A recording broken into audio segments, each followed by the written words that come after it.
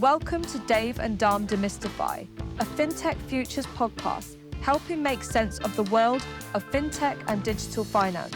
Please sit back and listen as the two Ds take a subject and discuss it to make it clearer and easier to understand. Demystify.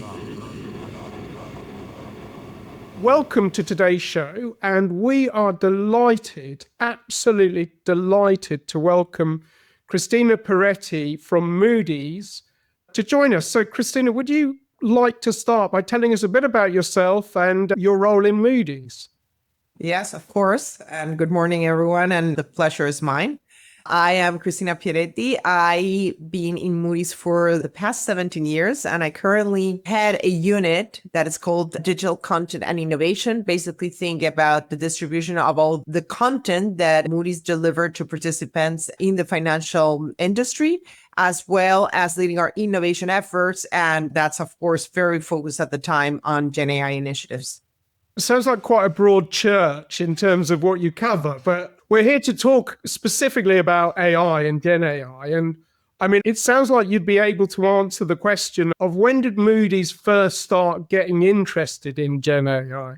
Yeah, of course. This is a topic that has always been very relevant for us because due to the nature of the Moody's business, the fact that we are a very, I would say, quantitative oriented shop where we've been doing modeling and predicting default for many years, we had been working with machine learning models for quite some time, which made us aware of what were they good at and also what were their limitations. Then GenAI comes. We all probably remember November 22nd, 2022. That's the day where Sam Altman announced GPT, and we quickly started experimented and realized the potential of the model and saw that we had to quickly understand what could we do with it as a company internally. Also, how could we leverage it for our external offering? And most importantly, how would it change the way that our main customers work? So starting from that date, we started in this journey of quick exploration, and that allowed us to launch our first commercial product, Research Assistant. That happened on December 1st of 2023. And from there on, we've continued working with GenAI, both internally and externally. We've now evolved. We not only have the Research Assistant, but we also have a pretty robust agentic solution offering that we market to our customers. I mean, given how long you guys have been working with data and machine learning, how much of a game changer was GenAI really to you guys? I mean, what was the impact of the difference that it makes? I would say it's the biggest game changer I've seen in my career. I think that is true for everyone. We had done a lot of experimentation in terms of natural language capabilities pre-GenAI, and it simply was not there, right? It was extremely rule-driven, and also the ability to work with unstructured data was pretty limited before GenAI. When we look at GenAI, we see it as a game changer in many fronts. I would say if I touch internally in the way we work, you probably are aware of how big the potential and the market for GenAI is in terms of, I would say, empowering developers. So we are seeing a big change in that. We've equipped our developers with GenAI tools to support them in their coding effort, and we see a big difference there. And I can talk about many of the internal efforts. And then when I look at externally, start by the conversational chat and what a game changer that was, but then think about the ability that GenAI has to actually perform tasks. That's an absolutely game changer. The breadth of the tasks and the depth of the tasks that it can perform and what it means in terms of automation and supporting existing workers, it's a complete game changer. I'd love to go into more detail about how you're using it internally and then externally. But I guess a question for you first, which is like, we're only a few years on from GenAI kind of coming out. Are you surprised at how quickly everything has evolved? Because I guess one of the things that we see is companies struggling to stay on top of that sort of evolution.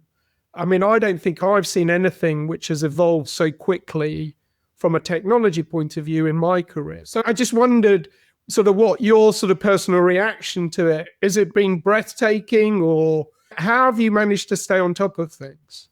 I think you put it right. We never stop. I was going to say it was a challenge. And I think I tried to look at the positive side. And I think it's never been a more exciting time to be working in this field. There's never been a more exciting for our technology teams, for our product teams to reimagine what the future looks like. So it's a challenge because so much is changing that you really have to, status quo is not going to be fine. I think you have to really get into it and understand how you have to change your internal operations, how you have to change your business to make sure that you're not one of the disrupted ones, but you're on the kind of disruptive side. I'm taking advantage of GenAI and making sure you've evolved with it.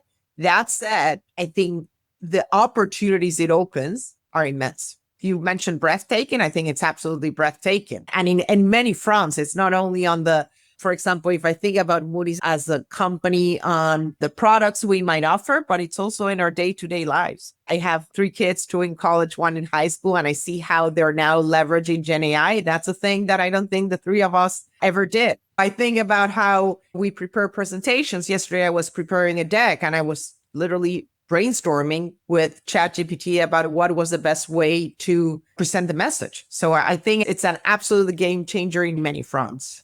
And I think, going to sort of how your Moody's is using GenAI, I can almost see the marriage of GenAI in a company which is data rich like Moody's is almost perfect in many ways. So I guess we're really keen to understand, like, what are some of the internal uses? You talk about coding, but there must be so many other things that you're using it for. I can talk a little bit about that. Before I go into the details of how we're using it, I will make a disclaimer. As you probably know, Moody's Corporation has 2 sides. It has a rating agency and it has Moody's Analytics. When I'm talking, I'm representing Moody's Analytics, right? And not the rating agency or what the rating analysts are doing. So on the analytics side, the first thing we did is we did give access to everyone to our own version of Copilot. And when I say about our own version is we want to make sure that we were very deliberate on the type of risk we took at the beginning, but we didn't want to expose everyone to the use of GenAI very early on. From there, we've evolved to what I would refer to as trying to get GenAI used in a more relevant way for each of the job families, right? So if we think about, for example, the sales team, making sure that they can generate leads and or prepare to their meetings in a more relevant way using GenAI, we're actually rolling our own version of an agentic product that helps with lead generation and preparation for those meetings, which means that you can do much more meetings and be more successful at your meetings because you've been able to prepare in a shorter time. You're also been able to prepare in a more comprehensive time. So that would be an example. With developers, and I'm very proud of what we've done there because around 60% of my team, it's developers. We basically equip them with tools like Cursor, right? Which means that when they're working, they're able to, they have basically a coding assistant by their side, which is able to provide suggestions for us, for example, or provide ideas or provide code for maybe simpler tasks. And then they review it and they can decide, of course, if they're going to check in the code or not.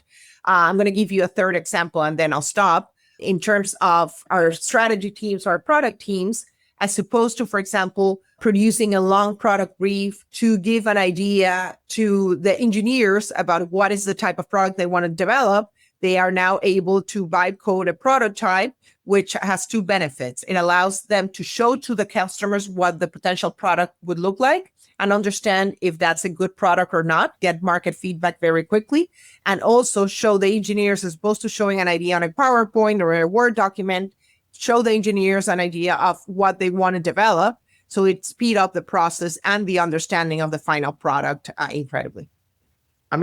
You specifically mentioned a product that you created, like the Moody's Research Assistant. Can you tell us a bit more about that? Yes, of course. So Moody's Research Assistant, I think it was probably the first product that went out from a financial services provider. We started with it surfacing all our research and ratings content. And the idea of the product is how can we support kind of the research the looking for information of any customers of Moody's and make sure that we're surfacing those insights as quickly as possible, but also not only surface the content that they're looking for, but also other relevant content that they might be interested, and then being able to do analysis with that content. So quick comparisons, summarization, that type of things. It was actually, as I mentioned before, we launched the product on December 1st of 2023. It quickly became the product with the fastest adoption we've ever seen in Moody's. And since then, we started with research on ratings, but we've now expanded it to the whole Moody's content data set. So it has information around private companies. We covered around 590 million of private companies in Moody's. It provides news, it provides annual reports, it provides earnings transcripts. So you can get a lot of information out of the product. It's incredible, actually. Like when you sort of think about, I guess, the word discoverability, how GenAI can just cut through all of this data and just make it more discoverable. I mean, I love your example of the sales team, by the way. So it's always difficult when you're kind of doing lead generation to pull things together and then kind of do relevant calls. So, that's a great example of how you can create sort of efficiencies and probably a much more motivated sales team by providing information. I was kind of interested though, how have you approached embedding the sort of tools and Gen AI into the sort of internal processes? Have you been through sort of training academies, or have you just provided the tools? And also, have you seen any surprises in terms of people's... I would say that's a very good question, because we probably see it around our clients, right? Adoption it's a tricky one, I would say here, right? You have some early adopters, and then, that people that are very keen to experiment with technology. And then you have, of course, resistance. This is a big change, one that it's occurring very fast. So with that in mind, I think there's two big things that we're doing. We do monitor the usage of the products. We started with training, as you can imagine. But then in the cases where we know that there's a very good opportunity to leverage GenAI and get efficiencies or get a new way of working, we monitor the usage. And tied to that, we're also making a big change in the culture and making sure that all our employees perceive that leveraging GenAI, it's kind of the right thing to do and the thing that is going to differentiate you in terms of an employee. And this comes directly from our CEO. He has not only embraced the tools, but he's also making very clear when he talks to all Moody's employees that we should be embracing this, because this is what will make us a company in the future. And it starts with every single Moody's employee. So it's training in terms of learning, but it's also, for example, we just launched the ability for every single Moody's employee to be able to create agents. So there's not only training that you have, but you also have support in how to assemble those agents and make it the right way and make sure that you're leveraging the work. And this is the beginning of the journey, but I would expect that we're going to be encouraging more and more employees and actually tracking the use of GenAI. I mean, it sounds like you're leveraging the technology to kind of create huge efficiencies, to make people more productive, etc. But is there any areas where you're actually kind of changing your business model because of Gen AI? I would say two things, Dharmesh. I think it's not only about efficiency, but if I look at my technology team, for example, I think if you're going to have a workforce these days that it's really motivated, you have to give them Gen AI tools. Because if you're a technology, the coolest thing, and a technology person, the coolest thing you can be doing is using those Gen AI tools, right? What's gonna allow you to stay up to date, to be doing relevant things. So I think it goes both ways. It's not only about efficiencies, but about the ability to work and experiment with these new tools. And I think the same thing applies across other job families, right? If I think about our user experience team, they're using GenAI to design.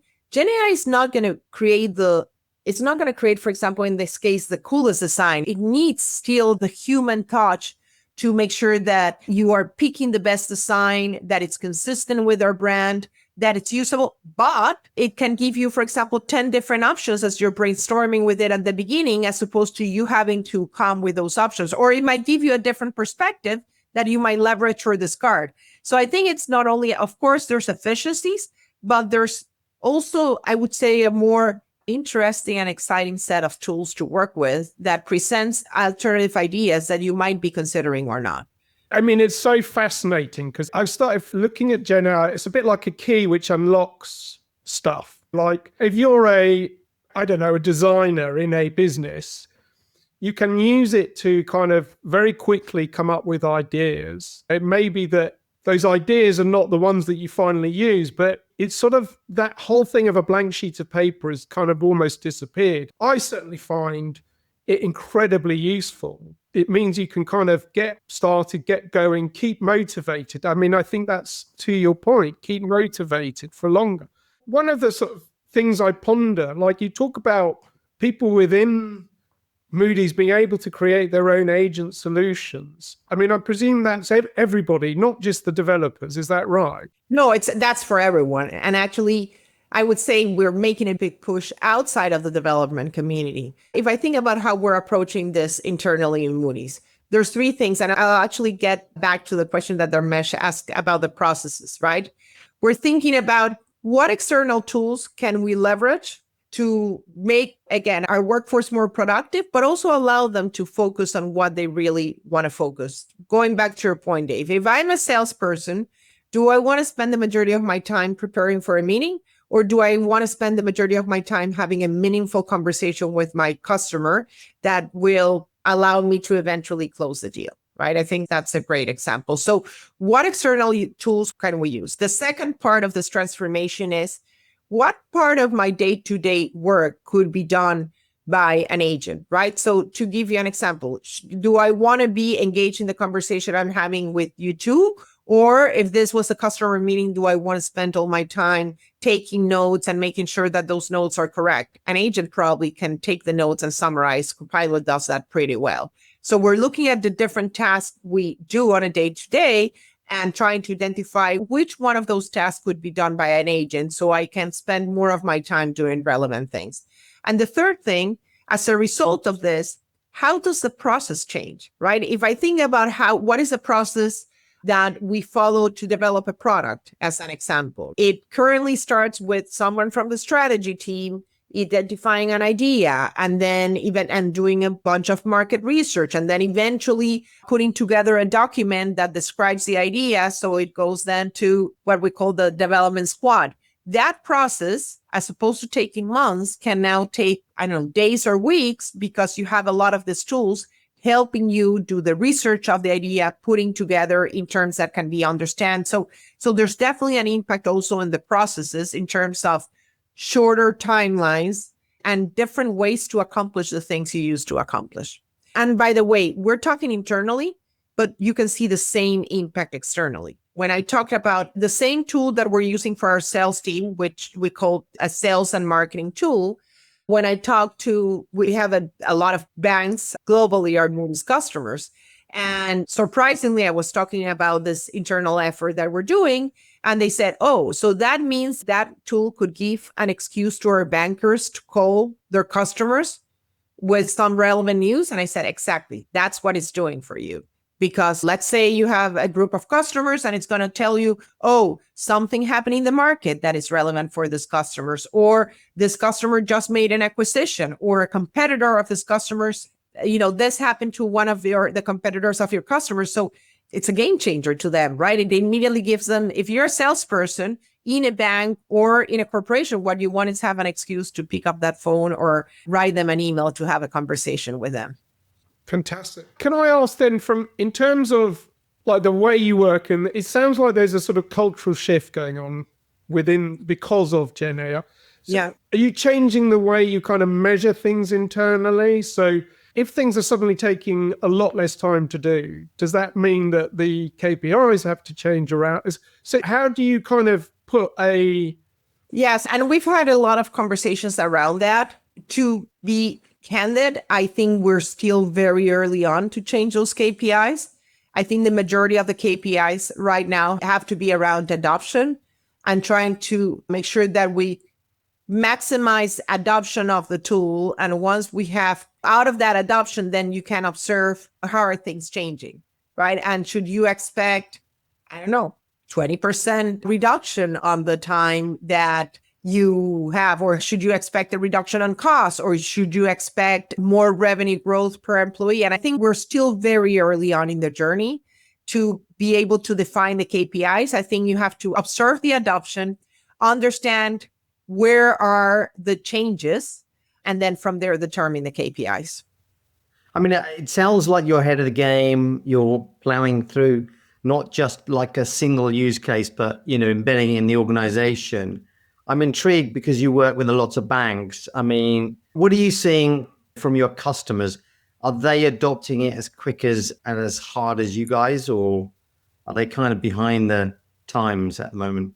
I wouldn't say they're behind the times. I do think we are still early on the adoption. I think when you look at banks, and we kind of have the same, if you think about a rating agency, it's, they're heavily regulated institutions, and you have to be careful and you have to be very mindful about identifying the risks that this could entail, also putting the right set of controls so you can address those risks. So you definitely see, depending on the profile of the institution, if we think, for example, about asset managers, I would say they're generally quicker to adopt some of these tools. If you think about banks, they're probably a little bit behind, but I would say it's behind driven by that need to make sure that you understand the risk and you're putting the right controls in place, right?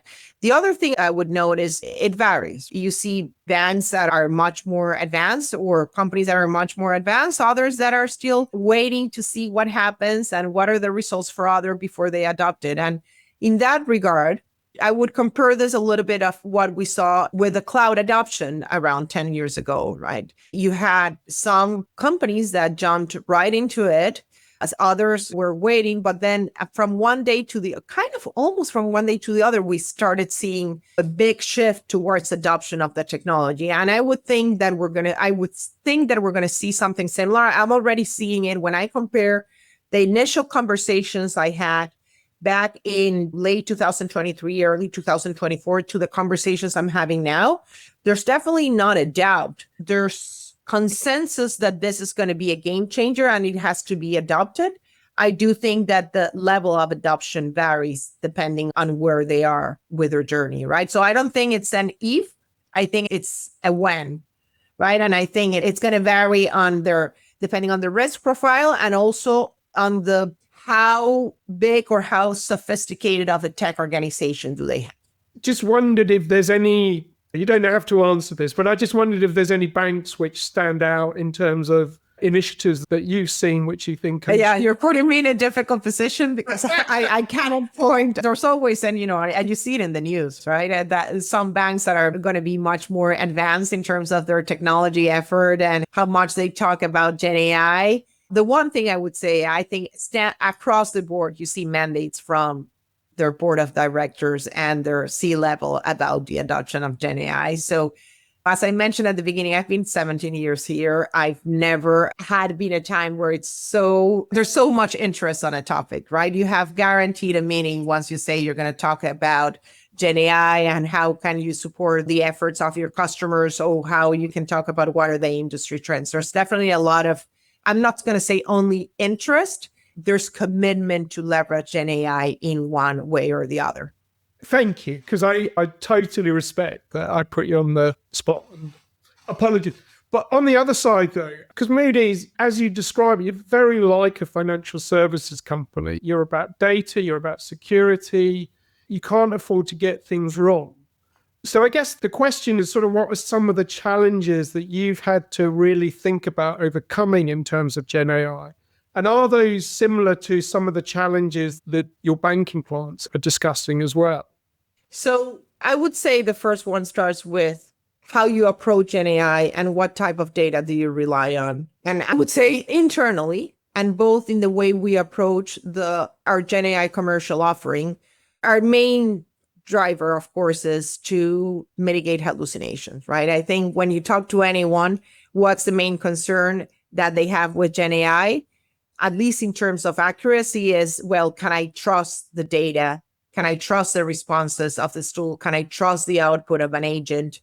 How do I know that it used the right data? How do I know that I'm not going to lose my job or I'm going to get fined because, the answer, I did something or use information that I shouldn't be doing? And both internally and also in the solutions we market, we've prioritized Moody's data. And we've prioritized Moody's data because it's data that we know and we trust. And whenever we acquire it, we cleanse it, we transform it to make sure that it's trusted, high quality data. And then as we've onboarded other third-party sources, we go through the same process, making sure that it's data that we can trust and data that we can trace, right? And I'm going to expand a little bit about that. When you think about, and actually you can ask Chad after we finish our webinar, how important it is for agents, how relevant is good quality data in this era, right? Because there's also a lot of discussions around, are we going to be able to create synthetic data? And is data going to be a good asset? And I'm a big believer, and I would say the consensus is the quality data is more important than ever for an agent, right? If you feed an agent bad data, or data that it doesn't understand, the result is going to be a hallucination or an answer that is not accurate, right? So a big part of what we've done, both internally and externally, when we work with large language models, it's literally give an instruction to a large language model of, you can generate your response only based on the data that I'm exposing to you, and not in any other data that you were trained before or that you found in the internet somewhere I didn't allow you to look. So putting those guardrails in place where you give specific instructions about what type of data it can leverage, it's extremely beneficial. And of course, marrying that with the ability to trace that response, to know what was the source and to understand where did it get every single line of content that is part of the output or the task that it's performing. One of the things I thought about the other day, one of the platforms, I'm not going to name names on this one, but it wasn't the one that I subscribed to. I was using a different platform. And for some reason, I wasn't getting responses. And it may be that the system was overwhelmed, etc. But it just occurred, I guess, to me that organizations like yourselves that are front running this are becoming more dependent on these models, etc. What happens if there is an outage, etc.? Is there like design thought going into what happens when the model is not available or if something goes wrong with the model? I think that's a good question. And we do, for example, because we have product dependencies, you can have dedicated quotas. You have specific contracts with these providers, which means that you're going to think about it a little bit of a reserved instance, right? If you think about a highway, you have your own channel where only your cars are going to go through, right? So I think it's a little bit different depending on the commercial model you have with these providers. That said, I don't think we're in an era where we're so dependent as of now that if you were to unplug that, the work would disappear. Of course, the product might not be available, but in terms of the work we do internally, it's not that we're so dependent that suddenly we would not be able to do our work. And honestly, I think it's something we have to think and we think about as we think about the future. Well, what are the potential risks and how we eventually mitigate this? Yes, we have to think about that. I don't think we are yet on a place where if we unplug this, then we are.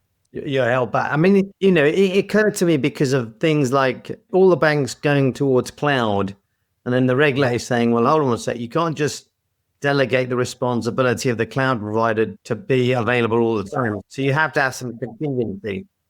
So that's actually a very good example, Dharmesh, because if you think about, for example, how you approach cloud, we do have a lot of our systems in the cloud, but then to make sure to address the potential risk, what happens is there's different availability zones with cloud providers. You have instances in different geographies. So if something were to happen in one part of the world, you immediately can light up the other cloud and you're functioning. And I would imagine that we're going to take the same precautions and the same risk mitigations with GenAI providers. And we're already doing it in different ways, right? Like when we were talking about the instructions we give to the models, it reminded me of a couple of things. We use several large language models. And the reason we use several large language models is because technology is changing so fast that it's difficult to say, I'm only going to use one of the models from this provider. That's number one. And we try to build things so they're what we would call LLM agnostic, meaning you can easily plug or unplug different large language models depending on how they evolve. The second consideration, it's not only about the technology, how it's evolving, but that you might need different models for different things, right? And some of the things we look when we're evaluating models, it's what's the cost of the model? To your earlier answer, what's the availability? How big is the context window? This one, it's very important to what I've been talking. How much does it follow our instructions, right? When you have reasoning models, they are going to have more of a mind of their own, which might be good for some tasks, but for some others, you really want models that are going to behave in the way you want to behave in terms of following instructions. So there's several things that go into the selection of the model, and having that variety of offering also in some ways, it protects you from risk, right? Because you're not married to a single provider. So when you think about, it's actually bonkers when you think about it. Here we are 2 years into this whole thing, and we're already looking at things like agents. And when you're looking at what's going on, what are some of the things that you're really excited about in terms of the future? So you've talked a bit about agents, but is that sort of one of the things that you sort of see as really a priority? Are there other things that you're looking at as well? To me, the agentic part, it's probably the biggest priority here. And the most exciting one. And the difference between, because with chat, you can give it an instruction and you can have a conversation. And it's mostly what I would say single prompted, right? You create one question for it, and then it's going to answer, and you can continue having the conversation with it. The beauty of the agents is actually you can give them a set of prompts, like a complex task for them to perform, and there they go and do it. So I'm going to give you a couple of examples of how we're working with customers. One would be the sales and marketing example that I gave you, right? I know that I'm going to put the example of a corporation right now. I'm a corporation that sells in these geographies that have these products and help me identify leads and then help me prepare for the conversation. That could be an example that is not so close to where we usually play, but because we have a lot of private company data, because we have news, because we have sophisticated agents, it allows us to play there. The other one is, for example, in report generation. And this is something that we've talked a lot about. And a lot of the banks, and that's true for asset managers, for many players in the financial services industry, they have to do reporting, right? So every time you're going to extend a loan, you have someone on the credit risk department, on the underwriting department, looking at what are the characteristics of the company that I'm going to extend the loan to, and then creating a document that has a company description, that has financials, that compares its competitive position in the industry, looks at who is in their management, how capable is the management, what are the news in the sector. That process usually takes a bank around 2 weeks. With the agents, we know that can reduce the first draft of a credit memo like that can be produced in 2-3 minutes. Of course, there's a preparation. You have to sit down with the people from the bank, understand what are the sections on the credit memo that they want to produce, what sources, agree on what sources are internal, what sources are external. But imagine, like, you have a first draft in 2-3 minutes. And then, of course, it's not going to be the final draft. Right now, with the banks we're working, we've reduced that time from around, let's say, 40, 60 hours to 4-6 hours, right? Because we still have a human in the loop, because you still want to understand, is this producing the right content? It is consistent. Is it accurate? But imagine the efficiencies, right? How much are you reducing the time? And the other thing, and I'm going to go back to the concept of efficiency, it's not only about how efficient it is, but you're able to be more consistent, because you eliminate a little bit of, Cristina wants to do it this way, and Dave wants to do it that way, and Dharmesh might want to do it. So you have a lot of consistency, and you potentially can also have more robust responses, right? And then in terms of the positive impact that it might have in our jobs, as opposed to having Cristina, Dave, and Dharmesh, spend at the third part of their week writing these memos, they can now be looking for new opportunities, or doing more work on the situations that really are high risk and understanding if they should approve it or not. So it hopefully allows us to focus on the areas that are of more interest in our work and allows to automate those tasks that are more repetitive, right? And it's a big efficiency gain. And this example that I give you, we see it across, it's relevant for, I would say, every single financial institution in the world, right? And that's just one example of how the nature of work is changing. Fascinating. It's really interesting because I've been reading a lot about from sort of various commentators about the AI bubble. Now, Dharmesh and I are old enough to remember the dot-com bubble. And I remember the sense of inevitability about what was going on there, because simply put, there wasn't an audience. So this whole thing about like the dot-com era, it was built on just sort of vaporware, basically, because there wasn't an audience out there to sustain the sort of size of businesses that I think the dot-com bubble was built on. When I think about AI, though, I mean, and listening to you, it feels, and this is my sense as well, it feels like this is such a profound change to businesses. This feels very real, I guess, is my point. And I just wondered if you've kind of got any sort of reflections on that, because it sounds like Moody's embraced the technology, but not only is it embraced it, it's changing the way it's working. You talk with such passion about what you do. You can sort of feel the energy. I mean, it's not just you. We've talked to a few other people from Moody's and can really sense the energy that's behind all of this. I was kind of keen to get your reflections, if you're okay with that.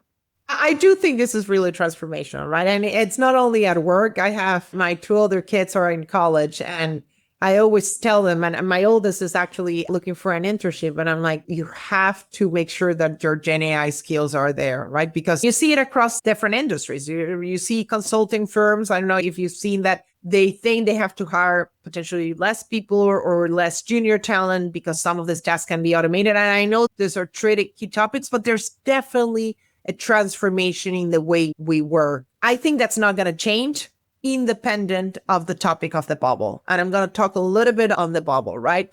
When I think about it's not so much about the adoption on companies. You might think about there's a lot of new companies emerging, which reminds me of when we had the internet time, which we had a lot of providers saying, and everybody had, a new business, and we had a lot of incubators and all that topic, right? And some were winners and some were not. I think there's several things to keep in mind with that. One is not everything. GenAI is not good at every single thing, right? And I think there are areas where GenAI might not be the right tool to use. And if you have a company that it's making promises on an area outside of the GenAI comfort zone, that's number one. I think number two, and it goes around that, it's what is your right to win in this area? And what are the type of things you need to have to win? If I think about the right to win for Moody's, we don't want to be everything for everyone, right? There's a lot of good players, good technology players that are building amazing agents. For example, in our case, we want to play by developing highly specialized agents that leverage our proprietary data, that leverage our subject matter expertise, and they are able to provide an output for our customers that others could not, because it leverages our subject matter expertise, because it's highly accurate, because again, it understands our data very well. So I think that specialization is going to be key, right? I think those providers that try to do everything for everyone, I think it's going to be kind of tricky, and you're only going to see a handful succeeding there. And again, there's very strong players in the form of the hyperscalers, right? So you really have to have a differentiated attribute to be able to win in areas that there might not necessarily be competing. And I think it's more about that. Is GenAI really a differentiator in the area you're pitching to be good at? And do you really have a differentiated attribute as a firm that is going to allow you to really stand out against the big competitors in the space? It's a really great perspective, actually. So thank you, because that's actually totally helped me in terms of thinking about this stuff. So I really appreciate this. Listen, Cristina, it's been fantastic to have you. Thank you so much. I mean, as I say, I can feel the energy from Moody's. For us, it's great that we kind of have people like you on the show, because I think it really then helps other businesses within the financial services industry think about like how they can apply this technology. So I really appreciate your openness and transparency about what you're doing. So thank you so much for joining us. Pleasure has been mine. This is a topic that it's very close to my heart. I'm very passionate about it, as you said. So thank you for spending the time with me. Well, we look forward to seeing the journey as it continues with Moody's, and we'll be there cheering you on from the sidelines the whole way. Thank you very much, and thank you for the very thoughtful questions. Thank you for tuning in to Dave and Dharm Demystify. We hope you enjoyed the show. Don't forget to like and subscribe, and tune in next time as we take another topic and demystify it.